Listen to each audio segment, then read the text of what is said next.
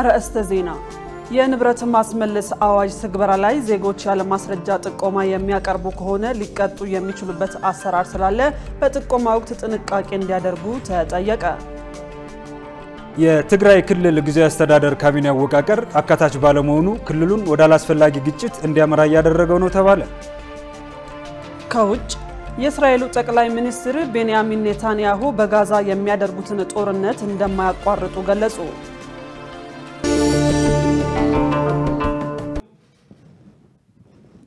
ሰላም ጤና ይስጥልን ውድ ተመልካቾቻችን ከኢሳት ነፃ የህዝብ ሚዲያ የሰዓቱን ዜናዎች ይዘንላችሁ ቀርበናል። ከሰዓቱ ዜና ጋር መሰረት ባዩና እኔ ሙልቀን ሰለሞን በመልክት ቋንቋው ዳይት ጎሳ አብረናችሁ እንቆያለን። ወደ ቀዳሚ ዜና ተሻገርን። የንብረት ማስመለስ አዋጅ ትግበራ ላይ ዜጎች ያለ ማስረጃ ጥቆማ የሚያቀርቡ ከሆነ ሊቀጡ የሚችሉበት አሰራር ስላለ በጥቆማው ጥንቃቄ እንዲያደርጉ ተጠየቀ።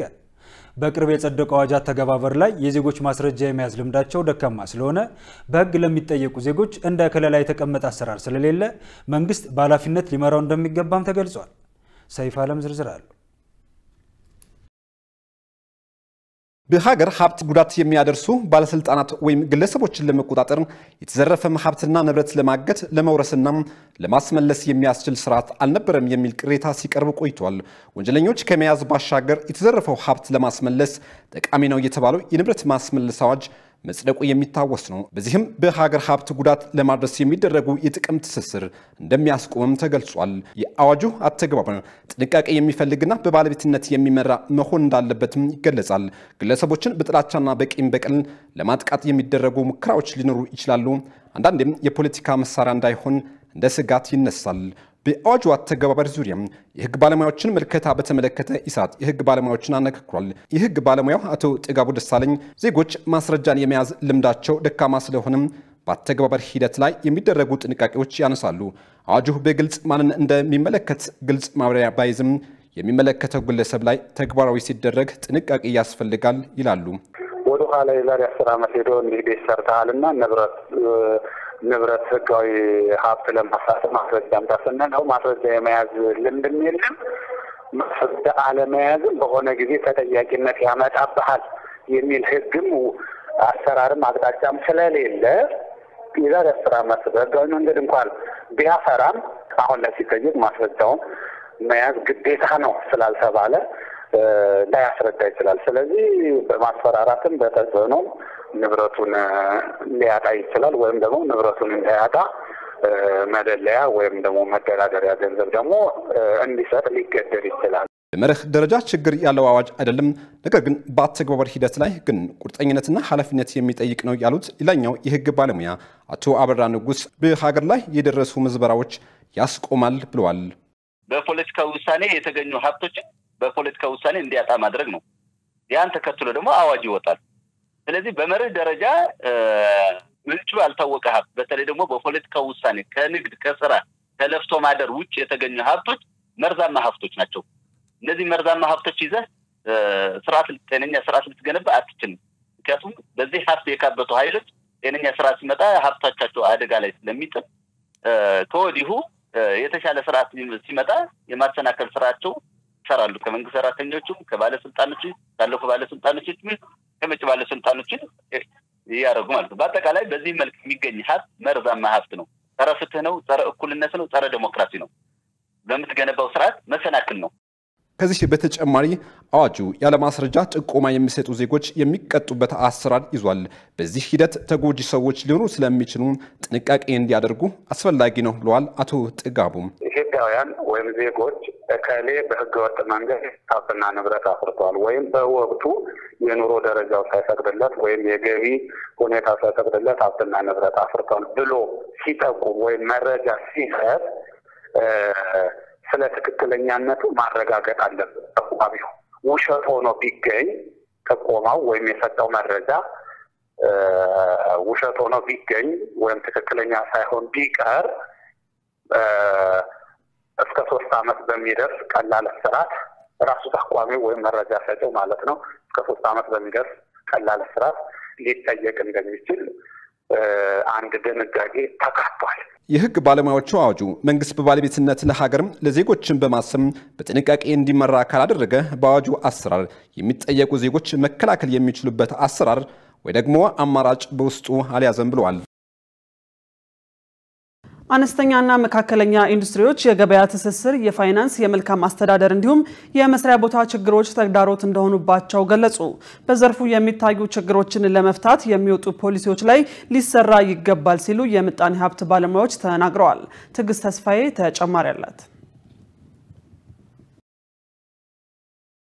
የአነስተኛና መካከለኛ ኢንዱስትሪዎች እድገት የገበያ ትስስርን ከመፍጠር ባለፈ የስራ አጥ ቁጥርን በመቀነስ በኩል ሚናቸው የጎላ ነው። ይሁን እንጂ የመስሪያ ቦታ፣ የፋይናንስ፣ የመልካም አስተዳደር ችግሮች ዘርፉን እየፈተነ መሆኑ ተገልጿል። ኢሳት ያነጋገራቸው በዘርፉ የተሰማሩ የቆዳ ውጤት አምራችና አቅራቢ መስሪያ ቦታ የጥሬ ዕቃ እጥረት፣ የፋይናንስ ችግር ዘርፉ በሚፈለገው ልክ ውጤት እንዳያመጣ አድርጎታል ሲሉ ተናግረዋል።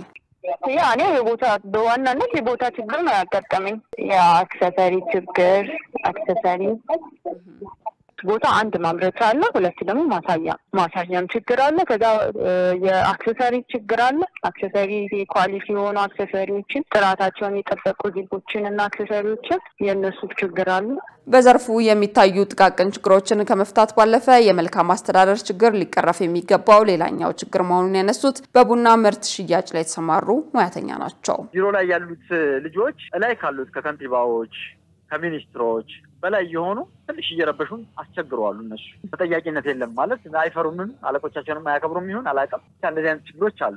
ኢሳት ነፃ የህዝብ ሚዲያ በአነስተኛና መካከለኛ ዘርፍ የሚታየው ችግር በሀገሪቱ ምጣኔ ሀብታዊ እድገት ላይ የሚያሳድረው ተጽዕኖ ምን ሊሆን ይችላል ሲል የምጣኔ ሀብት ባለሙያዎችን ጠይቋል። የምጣኔ ሀብት ባለሙያው አቶ ፋሲል ጣሰው በሰጡት ምላሽ የሚወጡ ፖሊሲዎች ላይ መሻሻሎች ሊኖሩ ይገባል ነው ያሉት።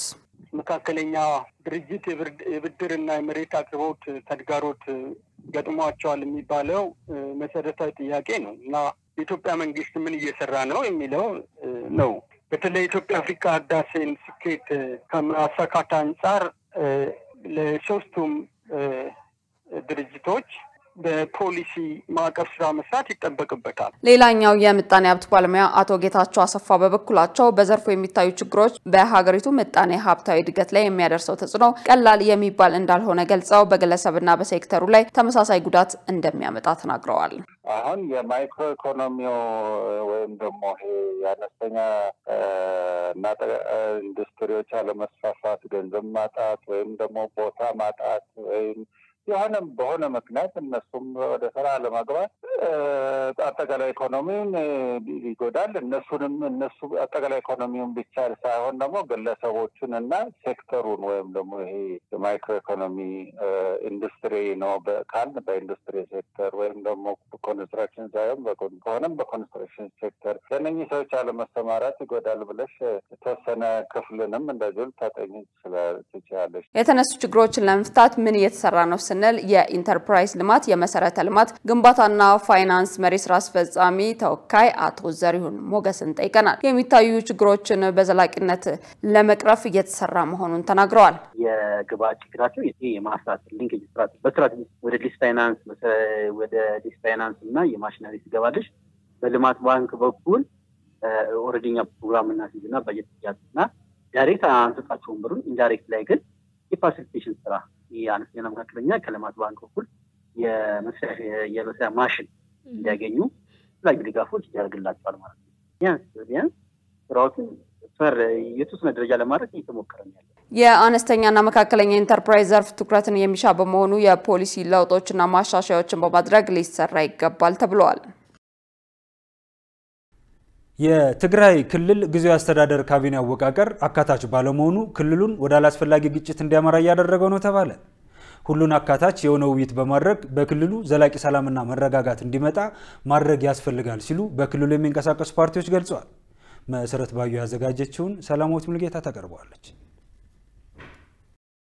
ሌተናል ጄኔራል ታደሰ ወረደ የትግራይ ክልል ጊዜያዊ አስተዳደር ሆነው ስልጣን ሲረከቡ የተፈናቀሉ ዜጎችን ወደ ቀያቸው የመመለስ ሂደት በጅምር ያለው እንዲጠናቀቅና በቀሪ አካባቢዎችን በፍጥነት እንዲተገበር ማድረግ በፕሪቶሪያው ስምምነት መሰረት ትጥቅ የመፍታትና የቀድሞ ታጣቂዎችን መልሶ የማቋቋም ተግባር በአፋጣኝ እንዲጠናቀቅ ማድረግ በክልሉ የህግ የበላይነት እንዲሰፍን ማድረግና ሌሎች ጉዳዮችን ለማሳካት የቃል ኪዳን ሰነድ መፈረማቸው ይታወሳል። የገቡትን ቃል ወደ ተግባር ለመለወጥ እንዲያስችል በቅርቡ ያዋቀሩት ካቢኔ ይህንን ለመስራት ይችላል የሚል እምነት እንደሌላቸው በክልሉ የሚንቀሳቀሱ ፓርቲዎች ገልጸዋል። ምክንያት ያሉት ደግሞ የተዋቀረው ካቢኔ አካታች ባለመሆኑ ሁሉም ድምጾች ሊደመጡ አይችሉም ብለዋል። የትንሳኤ ሰባ እንደርታ ፓርቲ ሊቀመንበር ከበደ አሰፋ እንዳሉትም ጊዜያዊ አስተዳደሩ ወደ ስልጣን ሲመጡ ቃል የገቡባቸው ጉዳዮች እየተተገበሩ ባለመሆኑ የፌደራል መንግስት ክትትል ሊያደርግ ይገባል ብለዋል። ጊዜያዊ አስተዳደሩ ያቋቋመው ካቢኔ አካታች አይደለም፣ በዚህም ክልሉን ወደ አላስፈላጊ መስመር እየወሰደው ነው ሲሉ ተናግረዋል።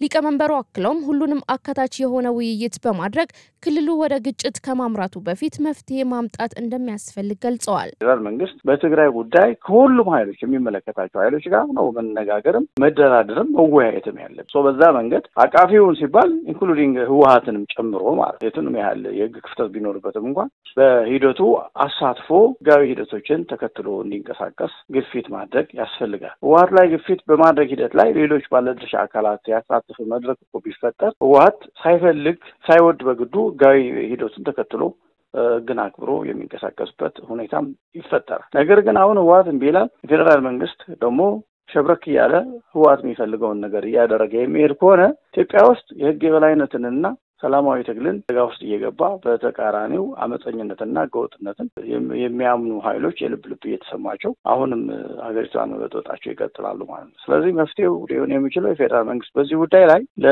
የሰጠው በዚህ በ8 ነጥቦች የያዘ የቃል ኪዳን ሰነድ ተግባራዊ የተደረገ ስላልሆነ አሁንም አንድ አመት ደርሶ ሌላ ጭቅጭቅ ከሚፈጠር ከመነሻው በጊዜ ሂደቱ እየገመገሙና ካሄዱ ከመነሻው ውድቅ መሆኑን እየታወቀ ይህንን ልክ እንዳልሆነ መንግስት ሪአክት ማድረግ መቻል አለበት።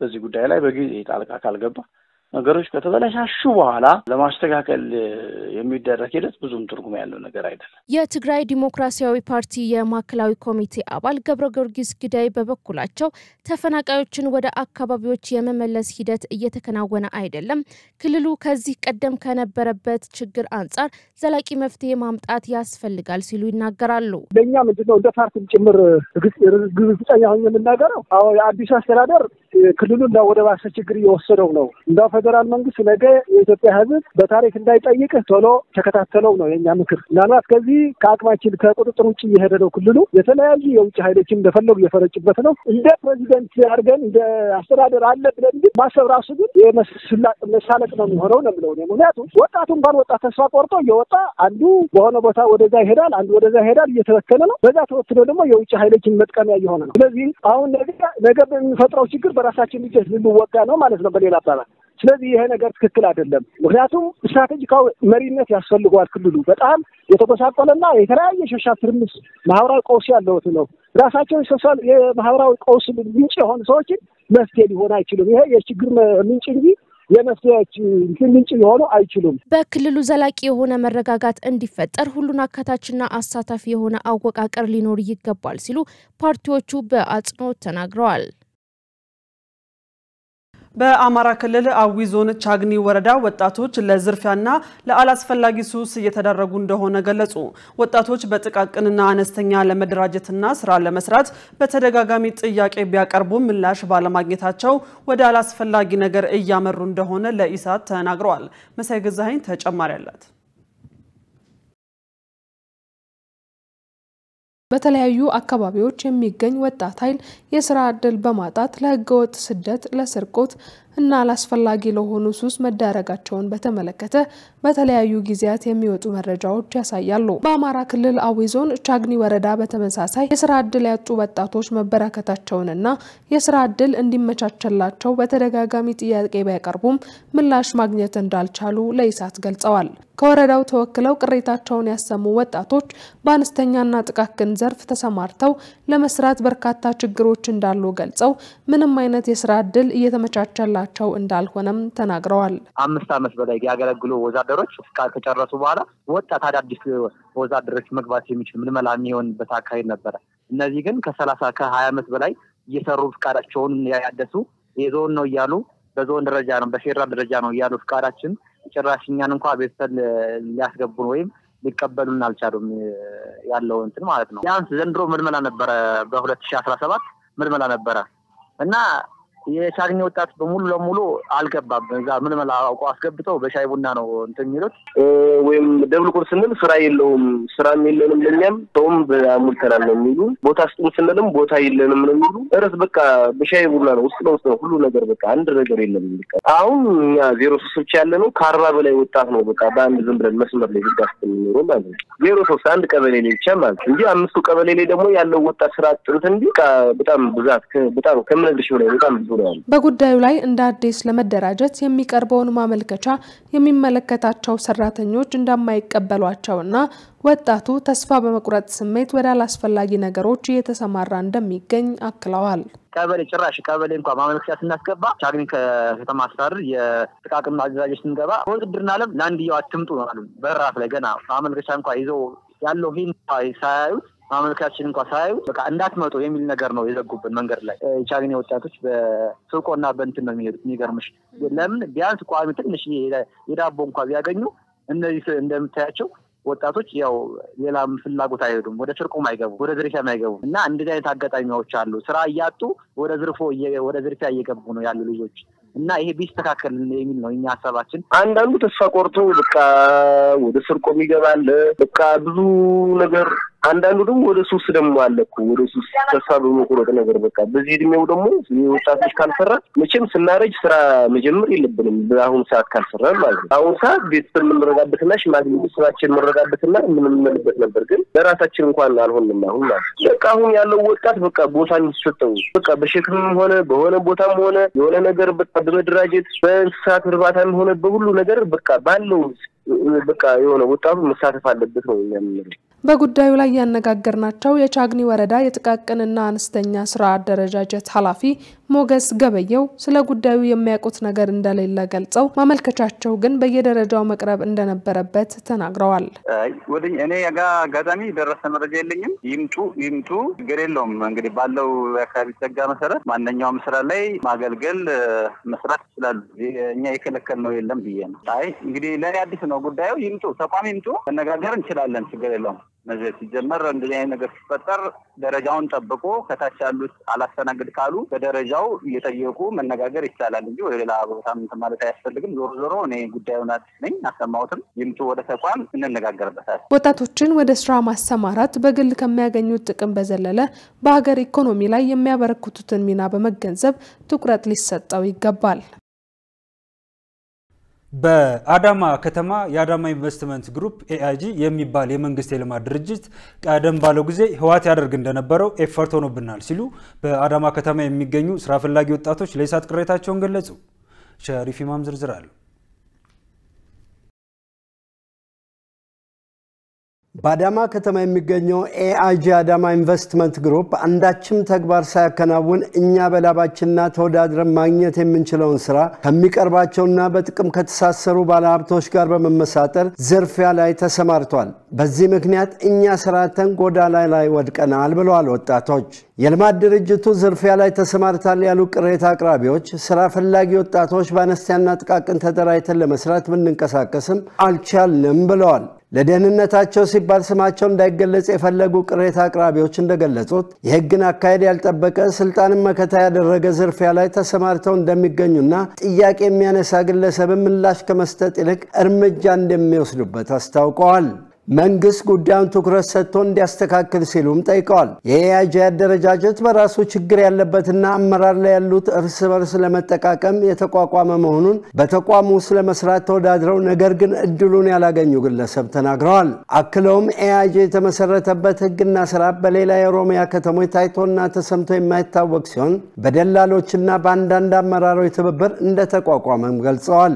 በኤአይጂ ውስጥ የሚሰሩ ሰራተኞች ያለምንም ውድድር የገቡና ከፈላቸውም ደሞዝ እጅግ የተጋነነ እንደሆነ ተናግረዋል።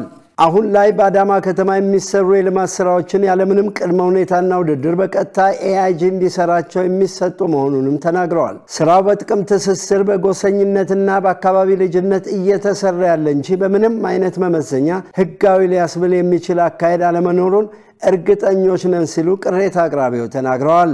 ይህ ጉዳይ ምን ያህል እውነት ነው በሚል የአዳማ ከተማ ምክትል ከንቲባን አቶ ማቴዎስ ሰቦቃን በስልክ ጠይቀናል። ኤአይጂ የመንግስት የልማት ድርጅት እንደሆነ በመግለጽ አመሰራረቱ ህግና ደንብን ያከበረ እንደሆነ ተናግረዋል።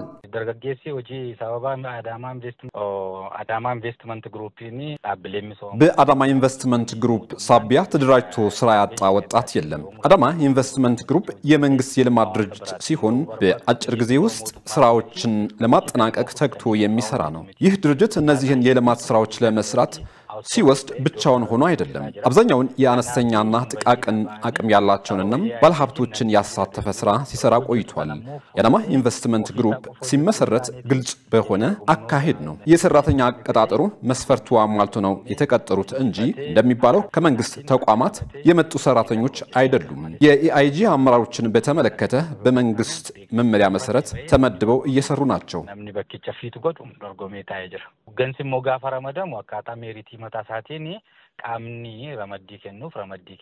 ኢሳት ያነጋገራቸው የአካባቢው ነዋሪዎች እንደገለጹትና አስተውለናል እንዳሉት ከሆነ ይህ ድርጅት ምናልባትም ዜጎች እንደገለጹት የጥቅም ትስስር ሊኖር እንደሚችል ፍንጮች አሉ። በመሆኑም መንግስት ጉዳዩን በትኩረት አይቶ እንደሚፈታ ኢሳት ያምናል። ኢትዮጵያና ኢራን በመረጃ ልውውጥ ዘርፍ በጋራ ለመስራት የመግባቢያ ስምምነት ተፈራረሙ። የኢትዮጵያ ፌደራል ፖሊስ ከኢራን ፖሊስ ጋር በጋራና በትብብር መስራት በሚያስችሉ ጉዳዮች ላይ ዛሬ ሚያዝያ 28 ቀን 2017 ዓ.ም የመግባቢያ ሰነድ መፈራረማቸው ተገልጿል። እንደ የኢትዮጵያ ፌደራል ፖሊስ መረጃ ሁለቱ የፖሊስ ተቋማት የመረጃ ልውውጥ ለማድረግ ድንበር ተሻጋሪ ወንጀሎችን በጋራና በትብብር ለመከላከል በልምድ ልውውጥና በአቅም ግንባታ ስራዎች ላይ በጋራ ለመስራት ስምምነት ላይ ደርሰዋል። የመግባቢያ ሰነዱን የተፈራረሙት የኢትዮጵያ ፌደራል ፖሊስ ኮሚሽነር ጀነራል ደመላሽ ገብረ ሚካኤልና የኢራን የህግ አስከባሪ ኃይሎች ዋና አዛዥ ብርጋዴር ጀነራል አህመድ ረዛ ረዳን ናቸው። የኢትዮጵያ ፌደራል ፖሊስ በመረጃው መግባቢያ ሰነዱ በስምምነቱ መሰረት በየጊዜው ክትትል እየተደረገ ተግባራዊ እንደሚሆን አስታውቋል። በመጋቢት ወር የኢትዮጵያ ፌደራል ፖሊስ ኮሚሽነር ጀነራል ደመላሽ ገብረ ሚካኤል ከተባበሩት አረብ ኤሚሬቶች የዱባይ ፖሊስ የምርምር ቡድን ኃላፊ ሌተናል ኮሎኔል አብደላ መሐመድ ጋር በአዲስ አበባ በወንጀል ምርምር ዙሪያ መወያየታቸው ይታወሳል። ሁለቱም ሀገራት ተፈላጊ የሆኑ ተጠርጣሪዎችን አሳልፈው በመስጠት በህግ ተጠያቂ ለማድረግ ስለሚቻልባቸው ሁኔታም መወያየታቸውን የፌደራል ፖሊስ በወቅቱ አሳውቋል። ተመልካቾቻችን ከኢሳት ነጻ የህዝብ ሚዲያ የሚተላለፉላችሁ የዕለቱ ዜናዎቻችን እንደቀጠሉ ናቸው። አሁን ደግሞ የቢዝነስ መረጃዎችን የምንሰማበት ሰዓት ላይ ደርሰናል። ለቢዝነስ መረጃዎቹ ገነት ዘዘው እየጠበቀች ነው።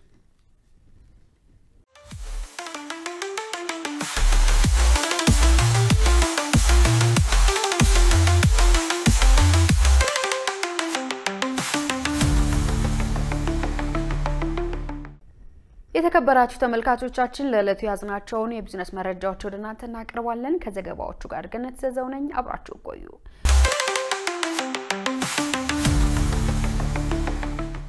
የገቢዎች ሚኒስቴር አሁን እየተሰበሰበ ያለው ገቢ ከመንግስት የወጪ ፍላጎት አንፃር በቂ እንዳልሆነ ገለጸ።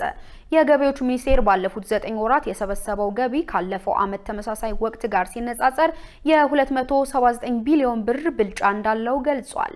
ይሁን እንጂ ሚኒስቴሩ አሁንም እየተሰበሰበ ያለው ገቢ ከመንግስት የወጪ ፍላጎት አንፃር በቂ እንዳልሆነ አመልክቷል።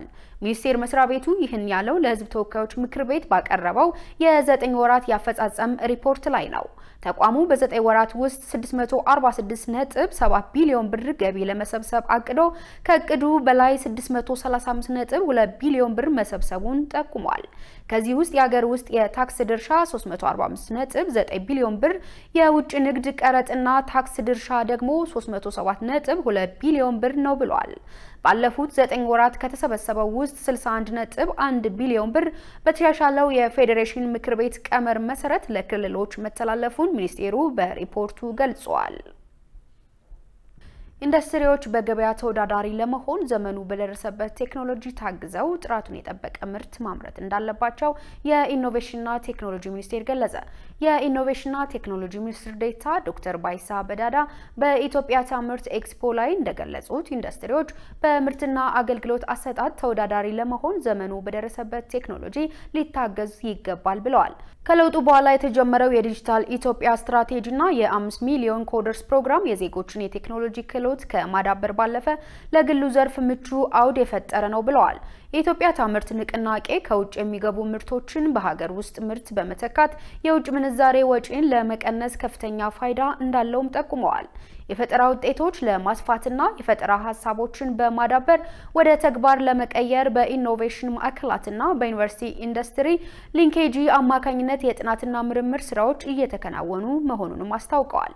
ትላልቅ ኢንዱስትሪዎች በፈጠራ ውጤታቸውና በቴክኖሎጂ አጠቃቀማቸው ለአነስተኛና መለስተኛ ኢንዱስትሪዎች ምርጥ ተሞክሯቸውን እንዲያካፍሉ በጥናትና ምርምር የመደገፍ ስራ በመስራት ላይ መሆኑን ጠቅሰዋል ሲል ኢዜአ ዘግቧል። የአፍሪካ ሀገራት የያዙትን በምግብ ራስን የመቻል ራዕይ ለማሳካት በቁርጠኝነት ሊሰሩ ይገባል ተባለ። ይህንን ያሉት የአፍሪካ ህብረት ኮሚሽን የግብርና ገጠር ልማት ብሉ ኢኮኖሚና ዘላቂ ከባቢ አየር ኮሚሽነር ሞሰስ ቪሊካቲ ናቸው። የአፍሪካ ሁሉን አቀፍ የግብርና ልማት ፕሮግራም የ10 ዓመት ስትራቴጂና የድርጊት መርሃ ግብር ይፋ ማድረጊያ ስነ ስርዓት በደቡብ አፍሪካ ጆሃንስበርግ መካሄድ ጀምሯል። ኮሚሽነሩ ሞሰስ ቪላካቲ በአፍሪካ ለምለም መሬት ላይ የተስፋ ዘር ተዘርቷል፣ ዘሩ ሙሉ ፍሬ እንዲሰጥ እየተሰራ ነው ብለዋል። በአፍሪካ የግብርና ዘርፍ አዲስ ምዕራፍ ይከፈታል ተብሎ የታመነበት አዲሱ ስትራቴጂና የድርጊት መርሃ ግብር ከእንደ አውሮፓውያን አቆጣጠር 2025 እስከ 2036 እንደሚተገበር ጠቁመዋል። የአፍሪካ ሀገራት በግብርናው ዘርፍ የሚያስመሰግን ለውጥ ቢያመጡም የካዴፕን ግቦችን ሙሉ ለሙሉ ማሳካት አለመቻላቸውን ተናግረዋል። የበጀት እጥረት፣ የግንዛቤ ፈጠራ ስራ ማነስ፣ መሰረተ ልማቶች በበቂ ሁኔታ አለማሟላትና ሌሎች ፈተናዎች የፕሮግራሙ ውጤታማነት ላይ ተጽዕኖ እያሳደሩ ነው ብለዋል። አፍሪካ መሬት፣ ውሃና የቴክኒክ አቅሞች እያሏት በአመት ከ50 እስከ 100 ቢሊዮን ዶላር ወጪ በማድረግ ምግብ ከውጭ እንደሚያስገቡ ጠቁመዋል። ኮሚሽነር ቪላካቲ ይህን ያህል ከፍተኛ ወጪ ለምንድን ነው የምናወጣው ብለን ራሳችንን በመጠየቅ ምርታማነታችንን ማሳደግ ላይ በትጋት መስራት ይኖርብናል ብለዋል። በተጨማሪም ለግብርናው ዘርፍ አስፈላጊውን በጀት በመመደብና ሀብት በማሰባሰብ ለውጤታማነቱ እንዲሰሩ ጠይቀዋል። ባለፉት 9 ወራት 1 ቢሊዮን ዶላር የውጭ ምንዛሬ ለአምራች ኢንዱስትሪዎች ማቅረብ እንደተቻለ ተገለጸ። በ2017 ዓ.ም በጀት 9 ወራት 1 ቢሊዮን ዶላር የውጭ ምንዛሬ ለአምራች ኢንዱስትሪዎች ማቅረብ መቻሉን የኢትዮጵያ ንግድ ባንክ ፕሬዝዳንት አቶ አቤ ሳኖ ገልጸዋል። በኢትዮጵያ ታምርት ንቅናቄ የአምራች ኢንዱስትሪውን ምርታማነትና ተወዳዳሪነት ማሻሻል በሚል መሪ ሀሳብ በአዲስ ዓለም አቀፍ ኮንቬንሽን ማዕከል ውይይት እየተካሄደ ይገኛል። በውይይቱ የኢትዮጵያ ንግድ ባንክ ፕሬዝዳንት አቶ አቤ ሳኖ በ2017 9 ወራት 1 ቢሊዮን ዶላር የውጭ ምንዛሬ ለአምራች ኢንዱስትሪዎች ማቅረብ ተችሏል ብለዋል። ባንኩ ከሰጠው ብድር 21 በመቶ የሚሆነው ለአምራች ኢንዱስትሪዎች የቀረበ መሆኑን ገልጸዋል። ባንኩ ጀማሪ ቢዝነስ አንቀሳቃሾችንና ስራ ፈጣሪዎችን ለማበረታታት ትኩረት ሰጥቶ እየሰራ እንደሚገኝ የተናገሩት ፕሬዝዳንቱ ዘርፉን ለመደገፍ እስከ 10 ቢሊዮን ብር ብድር እያቀረበ ስለመሆኑ አንስተዋል። የአምራች ኢንዱስትሪ ዘርፉን በእውቀት በመምራት ረገድ ያለውን ውስንነት ለመቅረፍ መስራት እንደሚገባም ጭምር ገልጸዋል። ዘገባው የኢትዮጵያ ፕሬስ ድርጅት ነው። የተከበራችሁ ተመልካቾቻችን የዕለቱን የውጭ ምንዛሬ ዋጋና የብሔራዊ ባንክ የወርቅ ግብይት መረጃ ተከታትለን እንመለስ።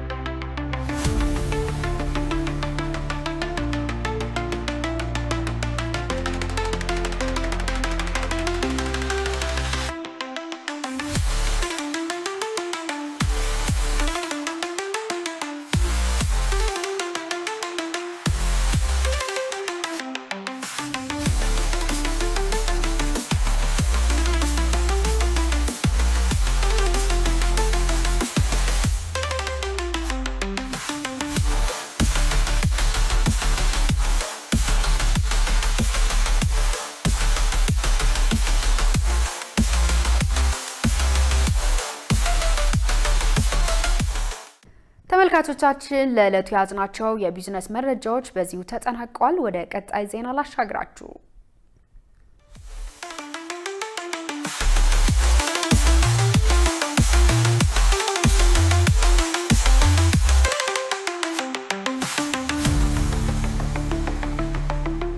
ወደ ውጭ ዜናዎች ተሻገርን። የሱዳን የእርስ በርስ ጦርነት በአሁኑ ወቅት በምድራችን ላይ ካሉ አስከፊ ጦርነቶች መካከል ቀዳሚው ነው ተባለ። ዓለም በተለያዩ አቅጣጫዎች በጦርነት በመወጠሯ ምክንያት የጥፋቱን ያህል እየተወራለት ባይሆንም የሱዳን የእርስ በርስ ጦርነት በሰውና በንብረት ላይ እያደረሰ ከሚገኘው ጉዳት በተጨማሪ በሀገሪቱ ሕልውና ላይ የደቀነው ስጋት በቀላሉ የሚታይ አይደለም ተብሏል። ሙሉቀን ሰለሞን ያዘጋጀውን ዘገባ ሰይፍ ዓለም እንደሚከተለው ያቀርበዋል። በረመዳን ወቅት በአፕሪል 15 2023 በዳጋሎ የሚመራው ፈጣን ድጋፍ ሰጪ ኃይል ጦር በመንግስት ላይ በወሰደው ድንገተኛ ጥቃት በይፋ የተጀመረው የሱዳን የእርስ በርስ ጦርነት በአሁኑ ወቅት በምድራችን ላይ ካሉ አስከፊ እርስ በርስ ጦርነቶች መካከል ቀዳሚ ነው። ዓለም በተለያዩ አቅጣጫዎች በጦርነት በመወጠሯ ምክንያት የጥፋቱን ያህል የተወራለት ባይሆንም በሱዳን እርስ በርስ ጦርነት በሰውና በንብረት ላይ የደረሰ ከሚገኘው ጉዳት በተጨማሪ በሱዳን ሕልውና ላይ የደቀነው ስጋት በቀላሉ የሚታይ አይደለም። በከተማ ውስጥ የሚደረግ ጦርነት መሆኑ ደግሞ ጥፋቱ ይበልጥ አስከፊ አድርጎታል። የተለያዩ የመረጃ ምንጮችና የጥናት ውጤቶች እንደሚያስረዱት 2 ዓመት ባስቆጠረው የሱዳን የእርስ በርስ ጦርነት ከ150 ሺህ በላይ ሞትና ከ14 ሚሊዮን በላይ የሰዎች መፈናቀል ያስከተለ ሲሆን 50 ሚሊዮን ገደማ ከሚሆነው አጠቃላይ ሀገሪቱ ሕዝብ ከ30 ሚሊዮን በላይ የሚሆኑ ዜጎች የሰዎችን እርዳታ ጠባቂ ሆነዋል። ከፍተኛ የመሰረተ ልማት ውድመትና የኢኮኖሚ ድቀት በሀገሪቱ ላይ አስከትሏል። ብዙዎች ከቤት ንብረታቸው ተፈናቅለው በየመጠለያው ተጠለው ዛሬ ነገ ሞታለሁ በሚል ስጋት ተወጥረው ሕይወታቸውን ለመግፋት ተገደዋል። Everyone here has the feeling that we could die at ሁሉም ሰው አሁን እያሰበ ያለው በማንኛውም ሰዓት ድንገት ሊሞት እንደሚችል ነው። መፈናቀል እጅግ አስቸጋሪ ነው። ቤትን ጨምሮ ያለንን ሀብት በሙሉ ጥለን በማናውቀው ቦታ ባዶ እጃችንን መቀመጥ ያማል። አንዴ የመንግስት ጦር አንዴ የአማጺው ጦር እየተፈራረቁ አሸነፋቸውን በሚያውጁበት በዚህ ጦርነት በሁሉም ዘርፍ የሱዳን ጉዞ ወደ ኋላ በመመለስ ላይ ይገኛል። የእርስ በርስ ጦርነት ውስጥ የገባች ሀገር ደግሞ የውጭ ኃይሎች የራሳቸውን ጉዳይ በእጅ አዙር የሚያስፈጽሙባት ሀገር ትሆናለች። ሱዳን ውስጥ እየሆነ ያለው ይህ ነው። Many countries in Africa are attracting international interest and Sudan የአፍሪካ ሀገራት የዓለምን ትኩረት ይስባሉ። ሱዳንና ዳርፉርም ከነዚህ መካከል ናቸው። የተባበሩት አረብ ኤሚሬቶች፣ ሩሲያ፣ ቻይና፣ ቱርኪያና ኢራን ሁሉም በሱዳን የራሳቸውን ፍላጎት ማስፈጸም ይፈልጋሉ። ሱዳንና ህዝቦቿ በማንኛውም መመዘኛ በጦርነት እየተጎዱ ቢሆንም የጋራ ጥላት ያሉትን ኃይል ለማስወገድ ተባብረው ስልጣን ሲካፈሉ የተጣሉት ሁለቱ ኃይሎች ግን አንዳቸው አሸናፊ ሆነው እስካልወጡ ድረስ ጦርነቱን በንግግርና በመስማማት የሚያስቆሙ አይመስልም። በመሆኑም ሁለቱ ኃይሎች ከስልጣናቸውና ከክብራቸው በላይ የሀገራቸውን ጥቅም የሚያስበልጡ ከሆነ ለሱዳንና ለህዝቧ የሚመቸውን መምረጥ ግዴታ ይሆናል። እሱም ደግሞ ሰላም ነው። በማንኛውም መንገድ የሰላም አማራጭን መከተል ሰላም ማስፈን። ሀገሩን የሚወድ ማንኛውም ዜጋ ከጦርነት አማራጭ የሰላም አማራጭ ያስቀድማል። የእስራኤሉ ጠቅላይ ሚኒስትር ቤንያሚን ኔታንያሁ በጋዛ የሚያደርጉትን ጦርነት እንደማያቋርጡ ገለጹ። የጸጥታ ካቢኔው በጋዛ ሰርጥ ያለውን ወታደራዊ ዘመቻ ለማስፋፋት የተያዘውን እቅድ አጽድቋል። ዮሐንስ ተስፋ ዝርዝሩ እንደሚከተለው ተመልክቶታል። ይህ ለቀሪዎቹ የእስራኤል ታጋቾች ምን ማለት ይሆን? የኔታንያሁ እቅድ ጋዛን ቤታችን ብለው ለሚጠሩት ምን ማለት ነው? ኔታንያሁ ለራሳቸው ጥበቃ ነው ብለው የጠሩት የግዳጅ ማፈናቀል እስከየት ይሄዳል? የተኩስ አቁም ተስፋ ለወራት እየደበዘዘ በመጣበት በዚህ ወቅት ከእስራኤል የመጣው ማስጠንቀቂያ ይህ ጦርነት እንዲቆም ሲመኙ የነበሩ ሰዎችን ተስፋ አስቆርጧል። የእስራኤል የደህንነት ካቢኔ በ10 ሺዎች የሚቆጠሩ ተጨማሪ ተጠባባቂ ወታደሮችን የመጥራት እቅድም አጽድቋል። ተልእኮ ጋዛ ውስጥ ገብተው ሙሉ ቦታውን መያዝና መቆየት የሚያካትት ሲሆን አብዛኛውን የጋዛ ህዝብ በግዳጅ ማፈናቀልንም ይጨምራል። ይህ አዲስ ጥቃት ጦርነቱ በቶሎ እንዲያበቃ በማስገደድ ሐማስ የቀሩትን የእስራኤል ታጋቾች አሳልፎ እንዲሰጥ ያስገድድ ይሆን? የእስራኤል ጦር ግን ይህን ብሏል። The objective of the operation is to return our hostages, topple and subdue the የኦፕሬሽኑ ዓላማ ታጋቾቻችንን መመለስ፣ የሐማስ አገዛዝን መደምሰስ ነው። እነዚህ ሁለት ግለሰቦች እርስ በርስ የተያያዙ ናቸው። ክዋኔው አብዛኛው የጋዛ ሰርጥ ህዝብን አንቀሳቀስን የሚያካትት ሰፊ ስራ ይሆናል። ይህም ከሐማስ ርቆ በሚገኝ ንጹህ አካባቢ የጋዛን ነዋሪዎች ለመጠበቅ ነው። የእስራኤል ደህንነት ካቢኔ የአገሪቱ ሰራዊት ጋዛን መቆጣጠርን ጨምሮ ሐማስ ላይ የሚያካሂደውን የጥቃት ዘመቻ ለማስፋት የወጣውን እቅድ ማጽደቁ የታወቀ ሲሆን ጠቅላይ ሚኒስትር ቤንያሚን ኔታንያሁ እቅዱ ሐማስን ለመደምሰስና የቀሩትን ታጋቾች ለማስመለስ የሚያስችል በመሆኑ ጥሩ እቅድ መሆኑን ጠቅሰዋል። ካቢኔው በተጨማሪም የተባበሩት መንግስታት ከባድ የምግብ እጥረት አስከትሏል ያለውና በጋዛ ላይ ለ2 ወራት የተጣለውን እቀባ ለማብቃት የግል ድርጅቶች ወደ ጋዛ እርዳታ እንዲያስገቡና እንዲያከፋፍሉ የቀረበውን እቅድ በመርህ ደረጃ ሲያጸድቅ የመንግስታቱ ድርጅት እና ሌሎች የእርዳታ ተቋማት ግን የቀረበው እቅድ መሰረታዊ የሰብአዊ እርዳታ አቅርቦት መርሆችን የሚጥስ ነው በማለት እንደማይተባበሩ አስተዋውቀዋል። ሐማስ በበኩሉ በእስራኤል በኩል የቀረበው ሐሳብ ፖለቲካዊ ማስፈራራት ነው ቢልም እቅዱ ከያዛቸው ተግባራት መካከል ጋዛ ሰርጥን በመቆጣጠር ይዞታን ማስፋት፣ የጋዛ ነዋሪዎችን ለመከላከያነት ወደ ደቡብ ማዘዋወር፣ የሐማስን እርዳታ የማሰራጨት አቅምን ማዳከምና በቡድኑ ላይ ከባድ ጥቃትን መፈጸም የሚያካትት ነው ብለዋል ባለስልጣናቶቹም። እኛ ጋዛን እንቆጣጠራለን፣ በግልጽ የምንደርስበትን አካባቢ በሙሉ እንቆጣጠራለን፣ የሰብአዊ እርዳታውን እኛ እንቆጣጠራለን። ይህን ካደረግን ለሐማስ የሚቀርበውን ድጋፍ በሙሉ ማስቀረት ይቻለናል። ሐማስን ከሲቪሎች መነጠል ችለናል። ሐማስን ከሰብአዊ እርዳታ መነጠል ችለናል። ሐማስን እናጠፋዋለን፣ ሐማስን እናሸንፈዋለን፣ እናም ታጋቾችን እናስመልሳለን። ብቸኛው መንገድ ይህ ነው። በሌላ በኩል የጠቅላይ ሚኒስትሩ ተቺዎች የተኩስ አቁሙ ማብቃቱን ተከትሎ በቅርቡ በተካሄደው ወታደራዊ ዘመቻ ታጣቂዎቹን ለማስለቀቅ አለመቻላቸውን በመግለጽ ኔታንያሁ በዚህ ግጭት ዓላማቸው ምንድነው የሚለው ጥያቄ ውስጥ ወድቋል በማለት ድምጻቸውን እያሰሙም ይገኛሉ። መረጃውን ስናጠናቀር አልጀዚራን፣ ኤቢሲ ኒውስን፣ ቢቢሲን እና ሌሎችን በዋቢነት ተጠቅመናል።